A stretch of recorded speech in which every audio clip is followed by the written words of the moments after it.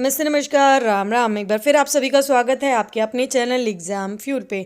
आज हम आपके सामने कोई टॉपिक नहीं, बहुत ही महत्वपूर्ण प्रश्न लेकर आए हैं।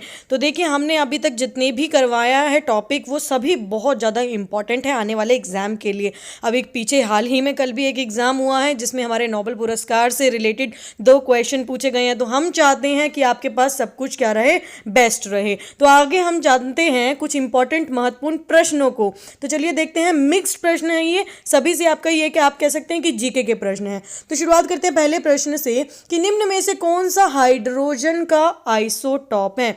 अगर आप आइसोटॉप नहीं जानते तो ध्यान दीजिएगा, ऐसे एलिमेंट्स जिनके क्या हैं एटॉमिक नंबर सेम होते हैं लेकिन उनके मास नंबर डिफरेंस होते हैं। देखिए, जैसे ये बात करें हाइड्रोजन की, तो हाइड्रोजन का सिंबल क्या हो गया H, तो यहाँ पे एटॉमिक नंबर लिखते हैं, इसका क्या है 1 है। लेकिन आप अगर इनके मासेस देखेंगे तो ये 1 भी है, किसी का 2 भी है और 3 भी है। तो पहला जो हुआ वो प्रोटियम, दूसरा जो बना वो ड्यूटेरियम और तीसरा बना ट्रिटियम। तो इनमें से कौन सा हाइड्रोजन का आइसोटोप है, तो इसका सही आंसर है पार्ट डी, ऊपर के सभी। तो अगर आपको हमारी अच्छी लग रही है वीडियो और आपको क्वेश्चंस भी लग रहे हैं कि बहुत इंपॉर्टेंट है, तो जरूर लाइक कीजिए और अपने फ्रेंड्स के साथ शेयर कीजिए। क्वेश्चन नंबर 2 देखिएगा कि निम्न में से किसमें अधिक ताप है। अब देखिए, ऊष्मा ताप की बात हो रही है। पहला आपको आइस दिया हुआ है जो कि है बर्फ, उबलता पानी दैट इज बॉइलिंग वाटर, भाप जो कि है स्टीम, या फिर डी ऑप्शन कह रहा है वो ऊपर के सभी। लेकिन बात हो रही है यहाँ पे अधिक ताप की कि मैक्सिमम किस में है, और अधिक पूछा जाए और आपके पास ऑप्शन में भाप हो तो आप भाप पे ही टिक करेंगे। तो आपका जो स्टीम है वो कैसा है, आपका सबसे अधिक ताप वाला। आते हैं प्रश्न नंबर 3 के ऊपर। प्रश्न नंबर 3 आपको क्या कहता है, जीवाणुओं को नष्ट करने के लिए निम्नलिखित में से किस गैस का प्रयोग किया जाता है। जीवाणु यानी कि जो जर्म्स हम जिससे बात करते हैं। तो अब देखो आपके आगे कितने हैं ऑप्शन, क्लोरीन, ऑक्सीजन, हाइड्रोजन या नियॉन। तो देखेंगे आप, क्लोरीन का आपने पढ़ा होगा, इसको Cl2 से डिनोट करते हैं। क्लोरीन एज ए डिसइंफेक्टेंट काम करता है। तो स्विमिंग पूल में भी जो पानी होता है उसको क्लियर करने के लिए, या घर में जो टैंक्स होता है उसमें क्लोरीन डाली जाती है। तो आपका सही ऑप्शन क्या है, क्लोरीन है। ऑक्सीजन आप जानते हैं हमारी लाइफ को सपोर्ट करता है। हाइड्रोजन आज के समय में एज अ फ्यूल रॉकेट्स में भी इस्तेमाल होता है। और नियॉन कैसी गैस है, जो नियॉन आजकल आप बल्ब्स देख रहे हैं ना, लाइट्स देते हैं आपको अलग अलग कलर की, वो नियॉन गैस है। क्वेश्चन नंबर 4 देखिए कि पहले प्रकाश की गति को किसने मापा था। तो आपके आगे 4 नाम है, मार्क ऑरसन, ओ लॉस रोमर, एडविन हबल या टाइको ब्राहे। तो देखिए ध्यान से प्रश्न को सुनिएगा, पहले प्रकाश की गति को किसने मापा था। प्रकाश की गति यानी कि स्पीड ऑफ लाइट, जो कि आप जानते हैं 3 × 10 की power raise to the power 8 metre per second, हम इसका क्या है स्पीड ऑफ लाइट है।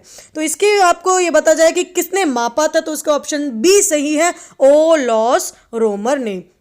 नेक्स्ट प्रश्न पे आते हैं। प्रश्न नंबर 5 ये आपको कहता है कि विटामिन बी की कमी से कौन सी बीमारी होती है।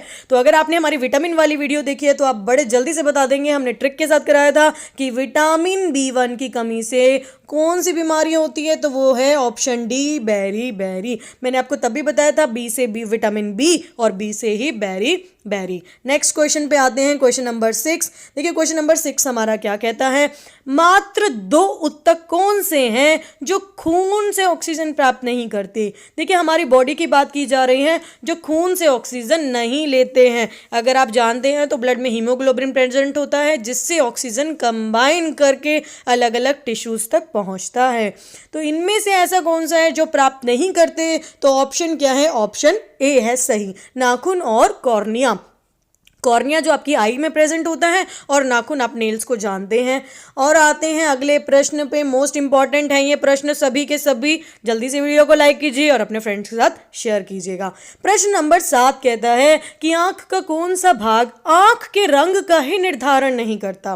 ध्यान दीजिएगा, आंख का कौन सा भाग आंख के रंग का निर्धारण करता है, ठीक है, जो रंग बताता है, तो वो क्या होगा, पुतली, आइरिस, कॉर्निया या आईलिड में से। तो ऑप्शन बी है आपका सही, जो कि क्या है, आइरिस। ठीक है, तो आइरिस इस तरीके से होता है, जो इंग्लिश मीडियम वाले हैं वो ध्यान दीजिएगा, आइरिस। आते हैं नेक्स्ट क्वेश्चन के ऊपर, क्वेश्चन नंबर 8। क्वेश्चन नंबर 8 क्या है, कितना कुल ऑक्सीजन और रक्त शरीर में मस्तिष्क द्वारा इस्तेमाल किया जाता है। यहाँ पे बात हो रही है आपके ब्रेन की, तो ध्यान दीजिए कितना प्रतिशत, तो ऑप्शन ए इसका सही है 20%। क्वेश्चंस को अच्छे से सुनिएगा और दिमाग में बिठा लीजिएगा, जरूर काम आएंगे आपके किसी ना किसी एग्जाम में। क्वेश्चन नंबर 9, बहुत अधिक ऊंचाई पर मनुष्य की लाल रुधिर कणिकाओं क्वेश्चन मार्क यानी कि जो रेड ब्लड सेल्स होते हैं उनके साथ क्या होता है। वो जब हम हाई एल्टीट्यूड पे जाते हैं तो क्या उनका आकार बढ़ जाता है या उनकी संख्या बढ़ जाती है, या उनका आकार छोटा हो जाता है या संख्या घट जाती है। तो ऑप्शन बी इसका बिल्कुल सही है आपका कि इनकी संख्या बढ़ जाती है जैसे जैसे हम हाई एल्टीट्यूड पर पहुंचते हैं। क्वेश्चन नंबर 10 देखिए कि वायुमंडल में कौन सी गैस पराबैंगनी किरणों को अवशोषण कर लेती है।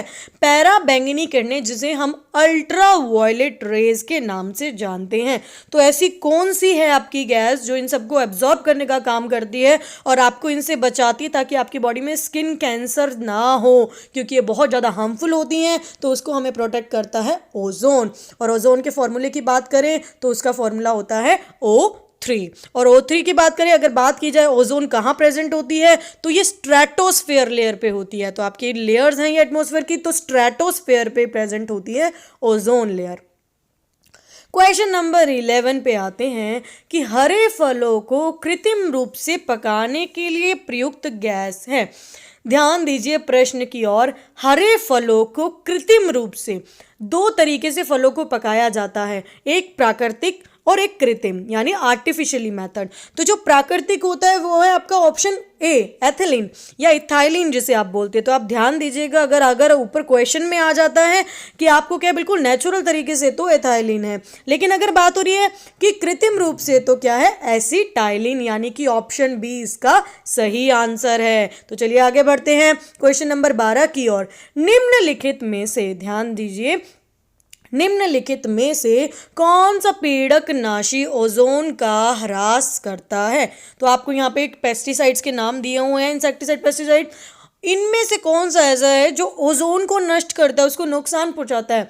इज इट डीडीटी, क्या ये डीडीटी है, या वो बेंजीन है, या वो मिथाइल ब्रोमाइड है, या फिर वो इथाइलिन है। तो सही उत्तर ऑप्शन सी है मिथाइल ब्रोमाइड। तो आप क्या रखेंगे, मिथाइल ब्रोमाइड ऐसा है जो ओजोन को डिप्लीट करने में काम करता है।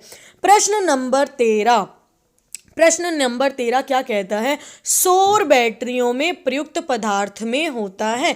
सौर बैटरी आप जानते हैं, जो सोलर पैनल्स होते हैं, सोलर बैटरी जो आज के समय में चल रहे हैं, जो सूरज से रोशनी लेते हैं, दिन भर चार्ज होते हैं और रात को आपको इलेक्ट्रिसिटी प्रोवाइड करते हैं।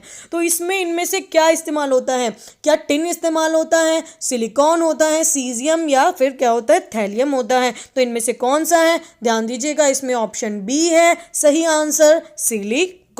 अगर आप पहली बार हमारी वीडियो को देख रहे हैं और हमारे चैनल को सब्सक्राइब नहीं किया तो ज़रूर सब्सक्राइब करें और नोटिफिकेशन बेल को भी बजा दें ताकि आपको हर नोटिफिकेशन समय पर मिलती रहे। प्रश्न नंबर 14, 14th क्वेश्चन क्या कहता है कि बारूद का आविष्कार किसने किया था। ध्यान दीजिए, बारूद का आविष्कार किसने किया था। एल्फ्रेड नोबेल, जिनके नाम पर नोबेल पुरस्कार दिए जाते हैं, रोजर बैकेन, अलेक्जेंडर फ्लेमिंग, जिन्होंने एंटीबायोटिक पेनिसिलिन का आविष्कार किया था, एल्बर्ट आइंस्टाइन, जो तो हमारी साइंस के यानी विज्ञान के जगत के गुरु हैं, लेकिन इसका सही आंसर ऑप्शन बी है रोजर बैकेन, जिन्होंने किसका आविष्कार किया, बारूद का। बात करें एल्फ्रेड नोबेल की, तो आप ये तो जानते हैं कि नोबेल प्राइज इनके नाम पे दिया जाता है। हमने इसकी वीडियो भी बनाई, जैसे कि मैंने आपको बताया कि इसका क्वेश्चन भी आया हुआ है। इन्होंने भी किसी की खोज की थी और वो क्या है, बहुत ही फेमस है, आप जानते हैं, वो है डायनामाइट। तो एल्फ्रेड नोबेल के बारे में पूछ लिया जाए तो इन्होंने किसका आविष्कार किया, डायनामाइट का। तो आपका आखिरी प्रश्न है जो मोस्ट इंपॉर्टेंट भी है कि सूर्य का प्रकाश, तापमान, वर्षा, दाब या वायु वेग एक साथ क्या बनाते हैं। अब ये इतनी सारी चीजें दे दी आपको, ध्यान से समझिएगा कि सूरज की रोशनी भी दे दी, लाइट भी आ गई आपके पास, तापमान टेम्परेचर भी आ गया, रेन भी आ गया, प्रेशर भी आ गया, विंड स्पीड भी आ गई। ये आपस में मिलकर बनाते क्या है, क्या ये पर्यावरण बनाते हैं, परिवेश, जलवायु कारक या फिर जैविक यौगिक। तो इसका सही आंसर ऑप्शन सी है जलवायु कारक। तो अगर आपको वीडियो पसंद आई हो तो जरूर शेयर करें अपने दोस्तों के साथ, हमारे चैनल को सब्सक्राइब करें और हमारे साथ बने रहें। Thank you very much, bye bye, take care.